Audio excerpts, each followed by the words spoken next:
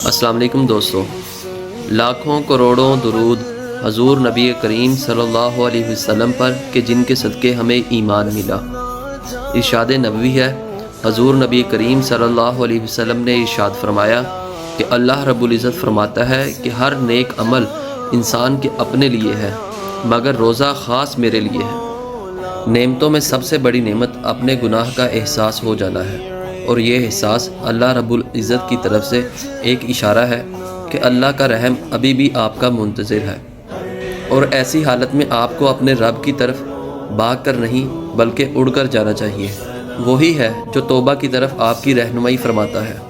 جب اللہ رب العزت راستہ دکھائے تو سب کچھ چھوڑ کر اور سب کچھ بھول کر اس کے راستے پر چل دیتے ہیں، کیونکہ توبہ کی مہلت ہر کسی کو نصیب نہیں ہوتی۔ اللہ رب العزت سے دعا ہے کہ ہمیں نیکیاں کرنے اور گناہوں سے بچنے کی توفیق عطا فرمائے۔